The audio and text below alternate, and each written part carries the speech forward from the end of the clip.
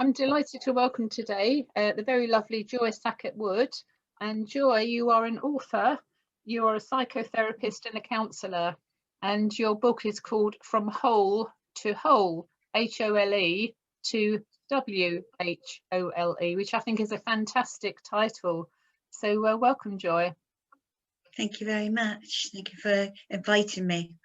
Yes. So tell us, kind of starting with the end and kind of going backwards, tell us about your book, and then maybe during that conversation you'll explain to us why you wrote the book and how your story unfolds. Yes, of course. Well, I have been a counsellor and psychotherapist for just over 12.5 years now, running my own private business, and I've worked with people with grief and helping them, support them through their particular experiences. So I work with couples, relationship work, I work with individuals, I do all sorts of kinds of therapeutic kind of techniques and modalities. I'm an integrative counsellor. So it was 2 years ago when my own son died suddenly and unexpectedly the day before his birthday. That was his 40th birthday.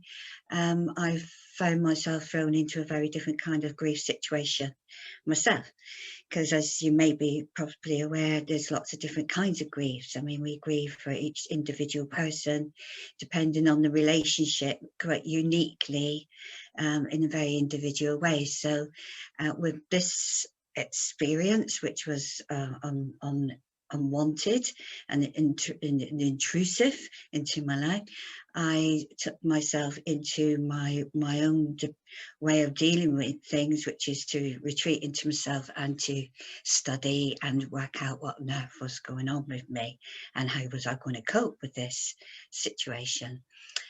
So during that process, I was able to, because of my business, I was able to take time out to allow myself, as long as I felt was comfortable enough to do that. I was fortunate to be able to take myself into areas and places that I never expected to be before, put it that way. So my own personal journey was one of personal development and also of growth and expansion on every sort of level. So physically, mentally, emotionally, and spiritually and energetically. But the additional thing with the unexpected was my son, and that was that I didn't expect that there would be quite quickly a spiritual connection with him, and it really took me into I was absolutely fascinated by this, and what on earth is going on here? This is my grief of a mother? Is it me? Is it psychological? Is it what on earth is happening? But it was very real and very profound, and the evidence was such that I thought, I can't ignore this. I got to explore this and find out exactly what's going on. So during those months and time, I actually explored areas of myself and investigated and did some research, scientific research as well. And I found it also relevant and powerful that I felt I really needed to share this with others, to help support other people in their grief journey too. But to offer what I discovered as a way of helping people to understand what is happening to them. So the book follows that journey. So the whole is obviously the grief, the loss, when we feel that, loss in our lives with someone that's really important to us. It does leave a sense of a hole, and there is that area that takes a long time to come to terms with because of our brain.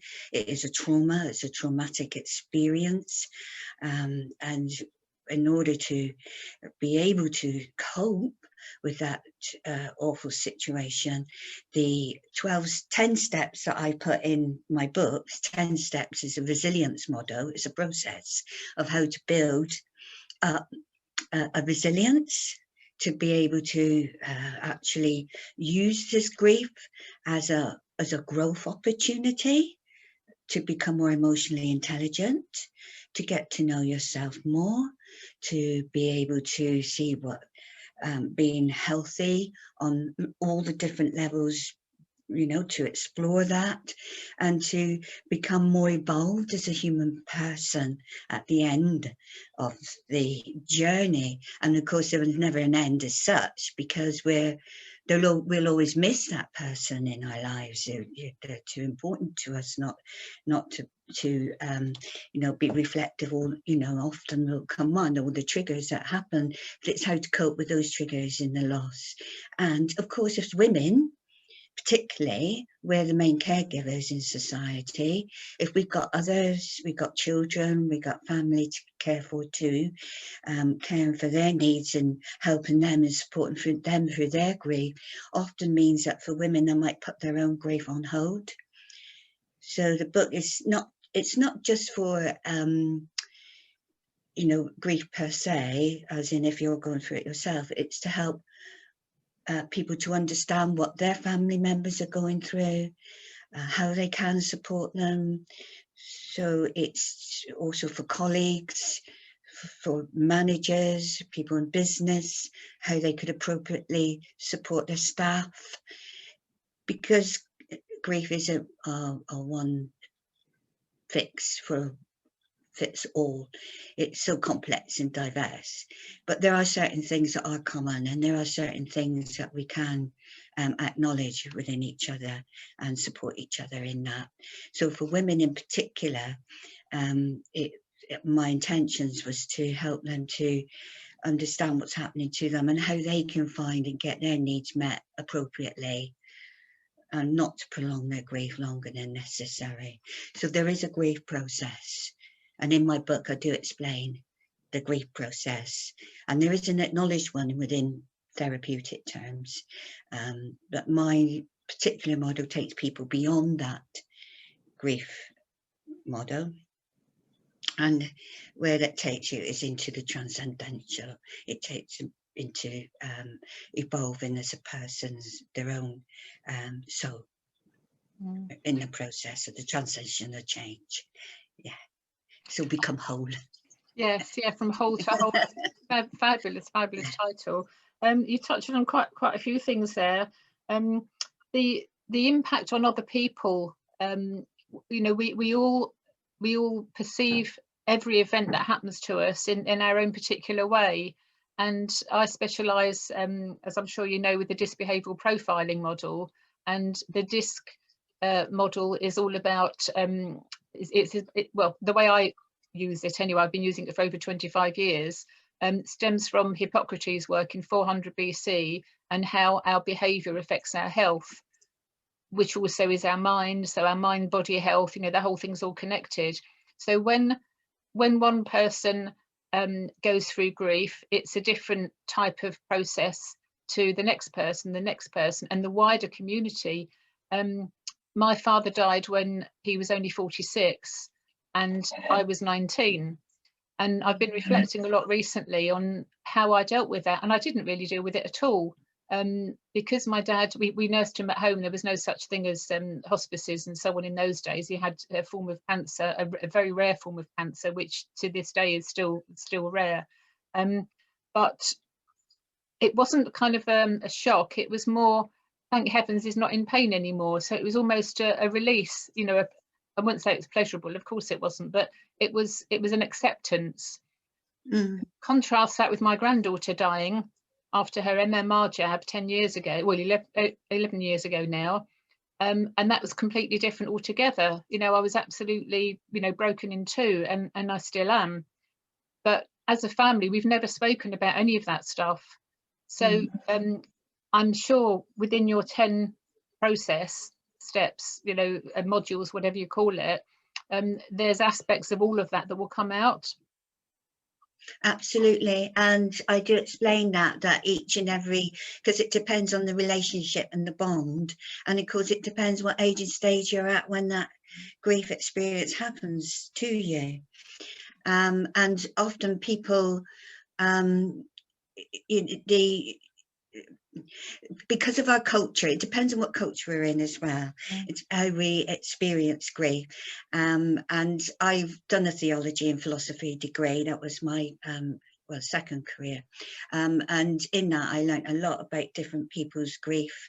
We have rituals and how we deal with it, and some cultures are much more overt and able to express their emotions, and the wailing and the crying, and being able to verbalize it is accepted within some cultures, and within other cultures it's not so much.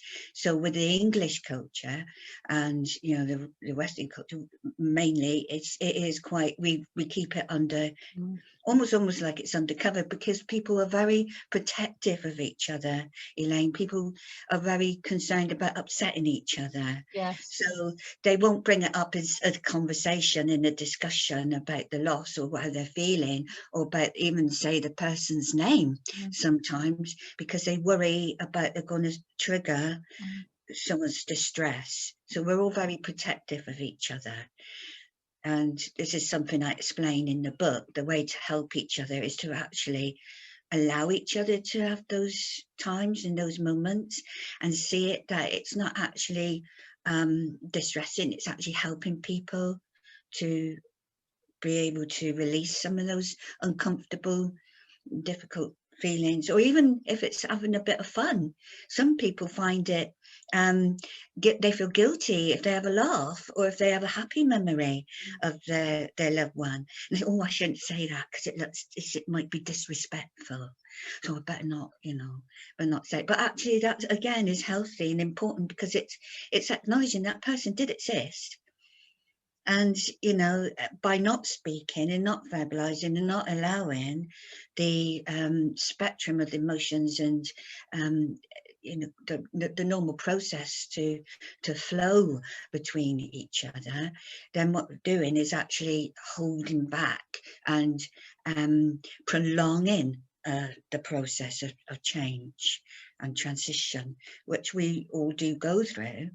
But it's more healthy to be able to allow people to discuss it, and in whatever way, shape or form that may be, the way they're feeling, on the person especially, that it was important, because they're a significant, member of the family. Your dad, he was, your dad, and you can't, there will always be that connection, and there will always be the memories, and there will always be the, events, every Christmas, every birthday, every occasion. There will be that thought will often come into our mind, and so it should, because it's very, it's very important to do that. So what my book, the intentions of the book is to help people to become more aware of that, and to understand what culture they might be in, whatever the way it's normally dealt with within their family. Some families are much obviously more emotionally in tune than others, and of course it depends. Like you said, everything's integrated. We're into, we've got all these dynamics. We are multi-dimensional beings, so whatever affects one aspect of us will affect another. So when people go into grief, one of the first things usually that happens, because of the shock and the trauma to the brain and the flood of the cortisol that's flooding through the body in order to, support which is a normal reaction for fight or flight, is very often it goes to the digestive system. So many people don't realize that actually grief can affect them physically, so they may lose their appetite. It's normal not to sleep very well because of the onslaught of the hyperactiveness of the brain, and the way it become more hypervigilant. People become very reflective, and they might start getting into anxiety and stress and worrying and think, could I have done something different? Could I have done something better to make things, you know, more comfortable for my loved one, or if I hadn't said that, if I hadn't done that, would it made a difference? So there's a lot of the reminiscing and remorse that comes through. The emotions in the initial stages are very overwhelming, which is why when people aren't able to understand what's happening to them, I've had clients say to me, but I feel like I'm going mad because I'm not eating. I don't want to eat. I can't sleep. I can't stop thinking. Sometimes I can cry, sometimes I can't. Sometimes I just go into, instead they even get euphoric, I might start laughing on its, you know, sort of without reason, or without, you know, it seems a bit irrational, sort of out of context or something. But this is all the emotions all floating around, because it is what it is. We're all knocked out of sorts.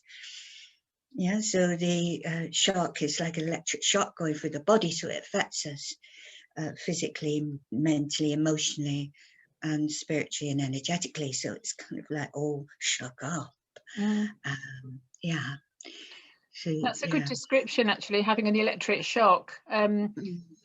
I see time and time again people who come to me who have cancer, and I've become a go-to person for helping people to reverse cancer because of my own stories. And I literally see people worry themselves to death. I see people who are very resilient grasp the nettle and crack on and reverse, you know, their situation very quickly. And I also see people who fall over because a loved one has had cancer and they've been looking after themselves, that person, their loved one, they're absolutely drained. And as a result of that, when their loved one passes, if it's, you know, the help has been too little too late, which often is the case, they then fall over with the same or similar condition. So in my mind, it's about all of us looking after ourselves, no matter what stage we are in life, grief, happiness, sadness, whatever it is. The emotions are absolutely so important. And when people don't release their emotions, a lot of people with cancer have what do you call it, built up emotions over a period of years, and they're carrying grief around with them. Absolutely. Not until their deathbed that they start coming out verbalizing all their stuff. And for some people it's like a miraculous reversal, because then their body is then able to heal and they get better. So important. So I'm really happy to meet you, Joy, because I know a lot of people will really resonate with what you're saying. So thank you. Sorry, go on. I was just going to say that emotions it's energy, it's all interconnected. So, you know, the thought comes first, and that has an impact on our emotions, which has an impact on the physiology of our body, which then impacts the way that we act. So as it's an interconnected aspect of, we're all, you know, on the different levels. So yes, I see what you're saying. People who put their own emotions on hold, because that's what they're doing, isn't it, when they're not acknowledging that they're living grief and meeting their own needs, because we're all responsible for our own needs, then what they're doing is actually holding it. The body is a container, isn't it? So it's holding that, all that gunk, if you like, the gunk's being stuck in. Yeah, absolutely. Yeah. So tell us a little bit about your son, Joy. Well, my son, he was just living his life, and he did have some medical complications. He'd had a blood clot for a while. Where he was very mindful of it and cautious and careful, and then other times he would be less so, let's put it that way. And he was in a good place. We went on holiday, my husband and I, Jack's stepdad, and we were away for 2 weeks, and we were actually away with his son, my grandson, and his partner and little granddaughter. And when we got back, the minute we got back from Gran Canaria, a lovely 2 weeks holiday, looking forward to the next day of travelling down to Devon to you know, celebrate his birthday with him. I just put the suitcases down in the sitting room, and then came a dreaded phone call. And I have to say, as soon as I heard who it was, and it was my ex-husband, Jack's father, I knew that it was something not good. So yes, he had died, and there was an inquest because it was a blood clot. It had moved, and they needed to make sure that that was the case. So instead of travelling down the next day to celebrate his 40th birthday, I found myself in the car travelling down to find out what had gone on, what had happened, and to attend to his funeral.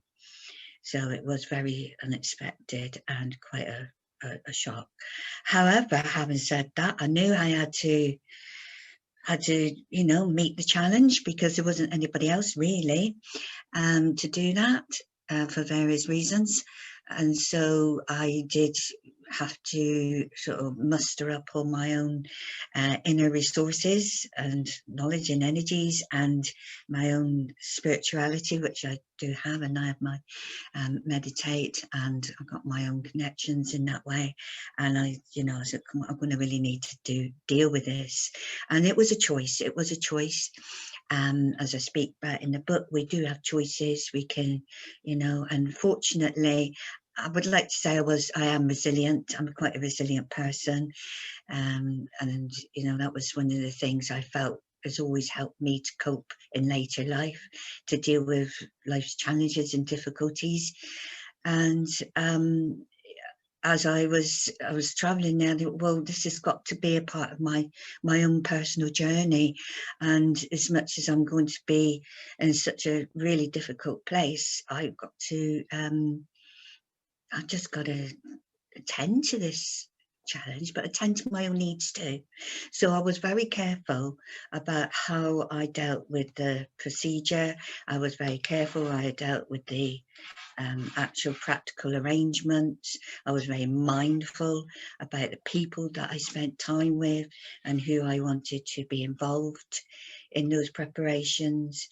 And I have to say, I felt it all went the way that I'd hoped Jack would have wanted it, because I had no idea.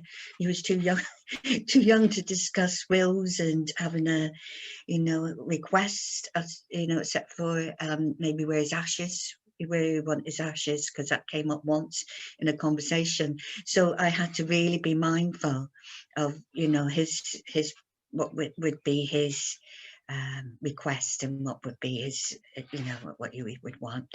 So having done that, and I felt successfully, and I talk about that in the book, about having to attend to the practicalities, because that's number one.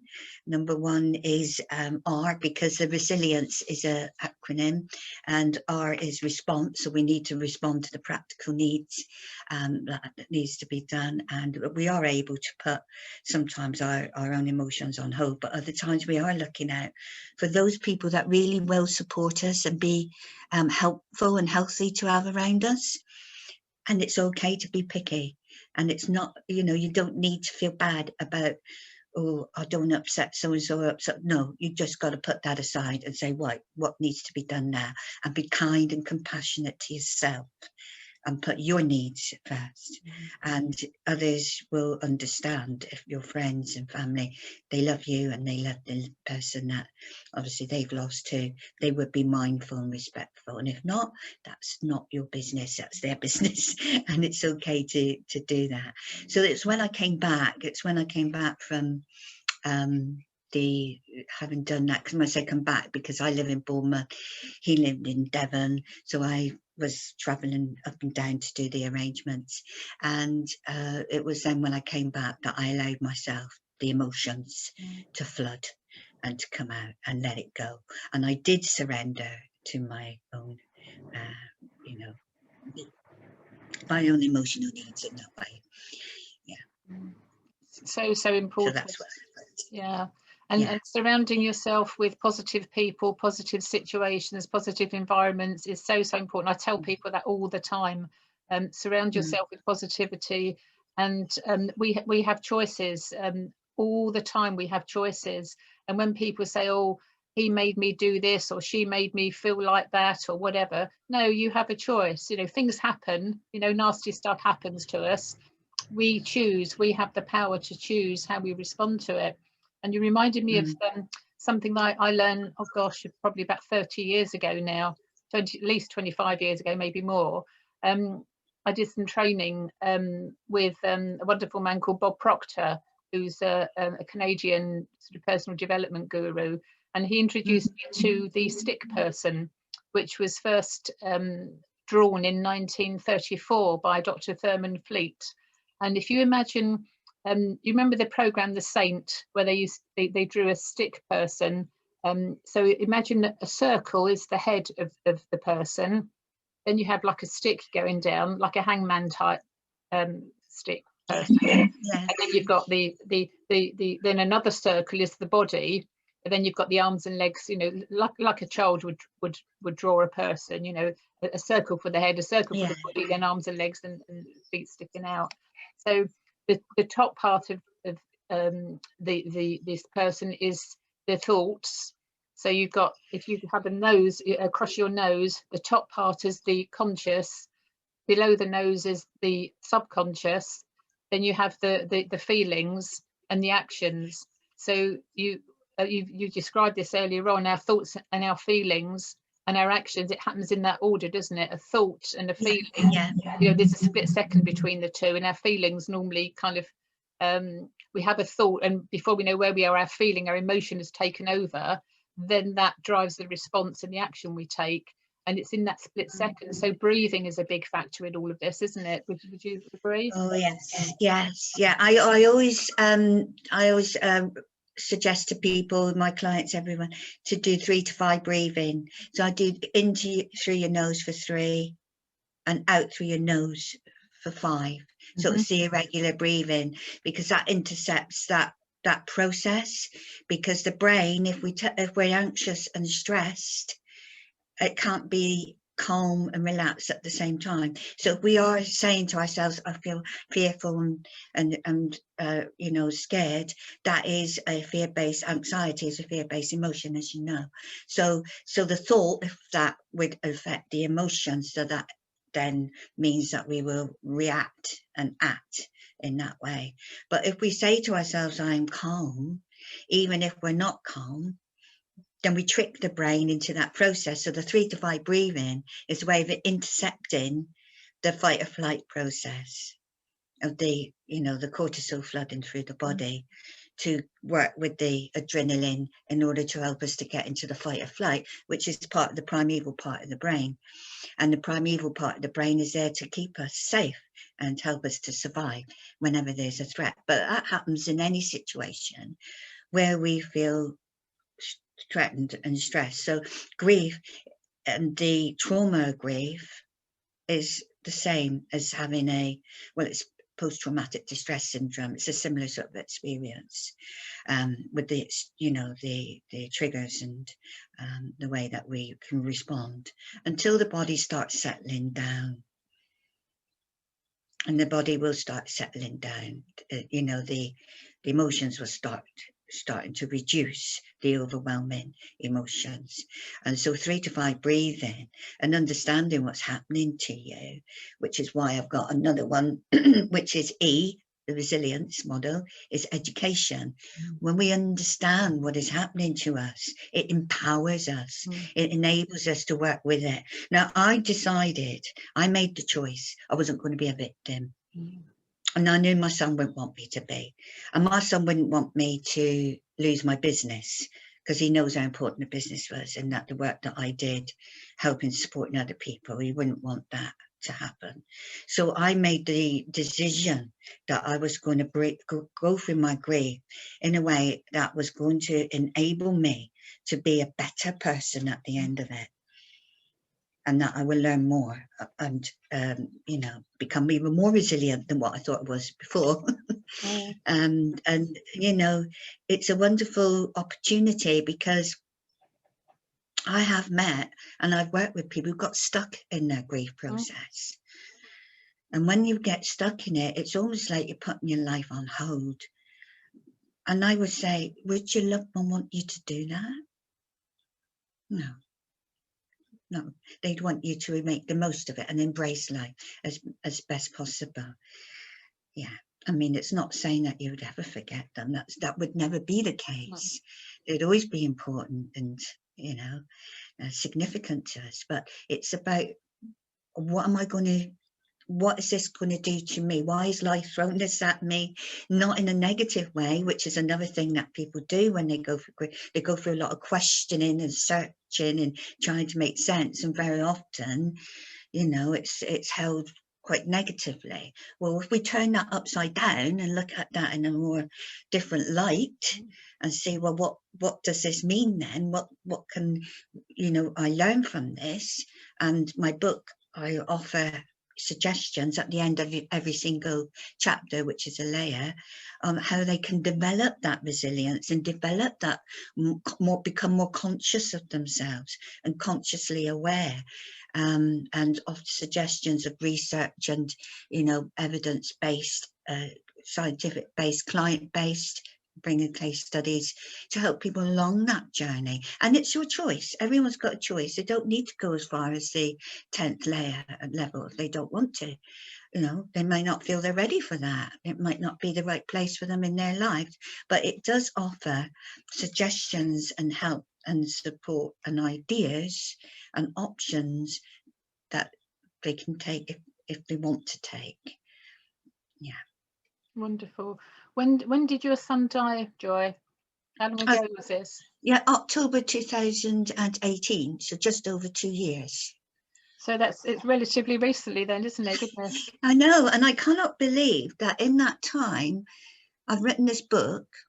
So I started the book last March, which was the beginning of lockdown, and it was decided before lockdown here in England, and then I finished it, it was actually published in December by Rethink Press. And then it became an Amazon #1, which I was really excited about. And I've already had some reviews, and people have said how much it's helped them and it's helped others. I think often one of the situations I find with grief, is people feel helpless how to support their friends. Yes, yeah.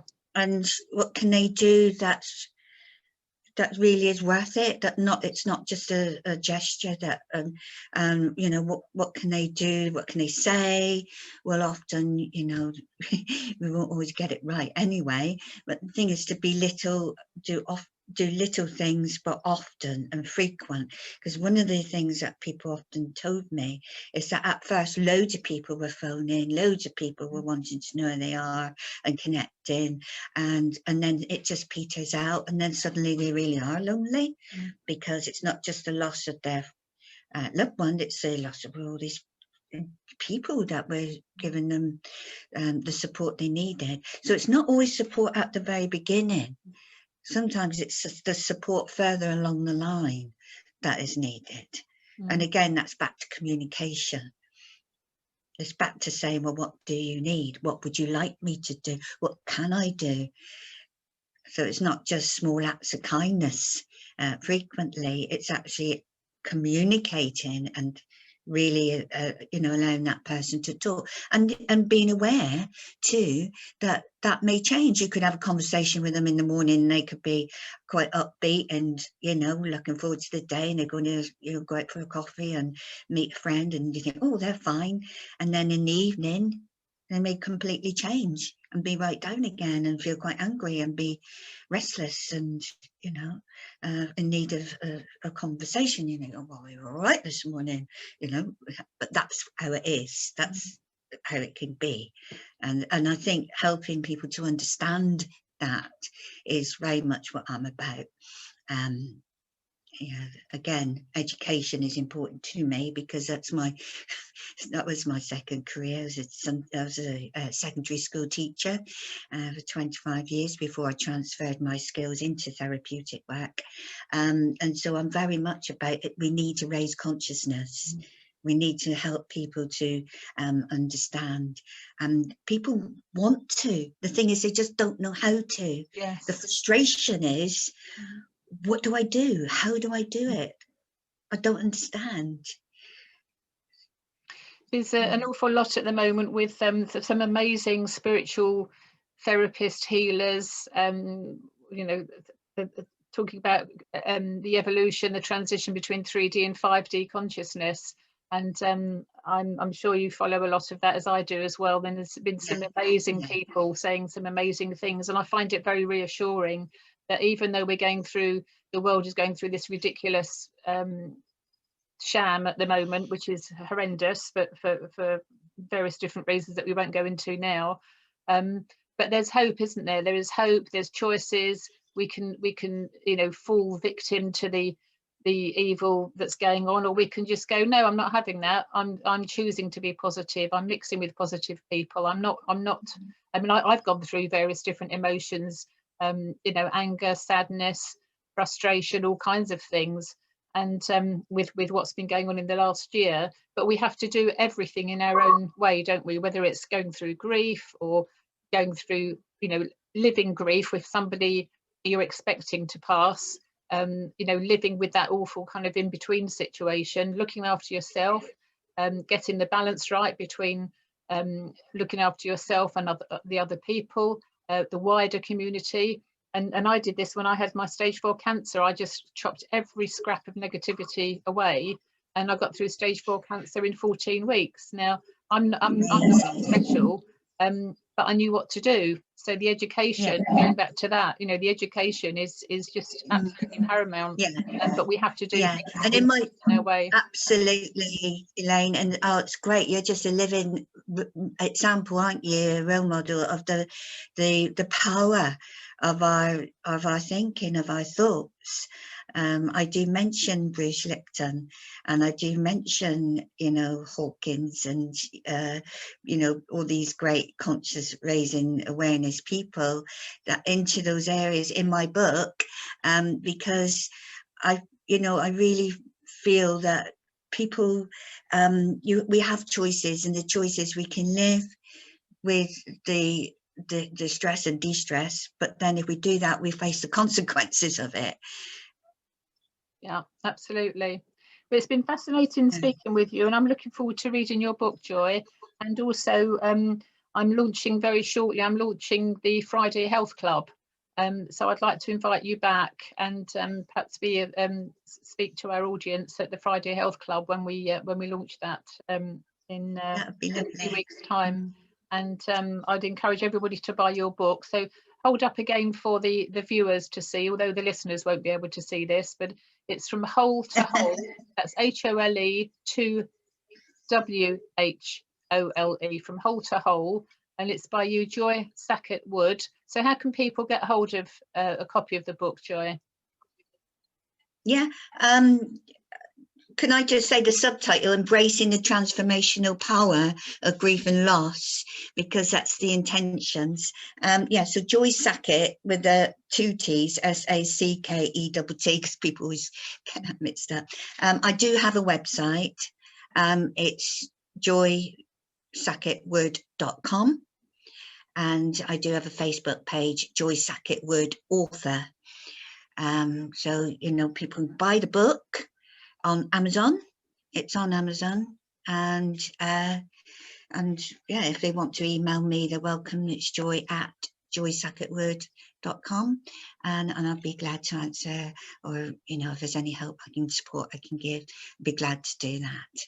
Fabulous. It's been a pleasure speaking with you, and hopefully this conversation has inspired other people to not just buy a copy of the book, but also look at what's happening in their life, and perhaps reframe, as the NLP people in the world would say, reframe what's happened, and look at it in more of a positive light, rather than just carrying around the grief and the negativity and so on, and affecting their life and people around them as well. Because if you meet somebody who's negative and miserable and victim, that impacts on people around them, doesn't it? You can feel it when you walk into a room. You know straight away those who are upbeat and positive, and those who are sort of miserable and down in the mouth. Yeah, yeah. You know, Yeah, I I have to say, one of the things that spurred me on to write the book as well was in my initial stages, and it was quite new when Jack died. I went to a family occasion, not on my front, but on another side of the family, and there was a mother there who had lost her son 7 years previously. And when I met her, oh, she was so distressed. You could see she was very thin. She was almost emancipated. She was edgy, nervy, and you know, she barely could have eye contact with me. She didn't know who I was or what had happened or anything, but she was clearly suffering. You know, not a well woman. And I asked, you know, how she was to somebody else, and they said she just has never recovered. She just has gone right down since her son died 7 years ago. And the thing is, she had another little girl. She had a daughter. I saw her daughter there, and her daughter was running around after her mum. And the sad thing was, I looked at the little girl and I thought, she's not just only lost her brother, she's lost her mother. Yes. And really, you know, that's something that I would really, if there's anything I can do with this book, is to help support people not to be in like that. You know, it's not necessary. The loved one wouldn't want it for you. No. No. Well, I take my hat off to you, Joy. It's been a pleasure speaking with you, and I'd encourage everybody to buy your book From Hole to Hole on Amazon. Joy Sackett Wood. Thank you. Thank you very much, Elaine. Thank you. Right. Bye-bye.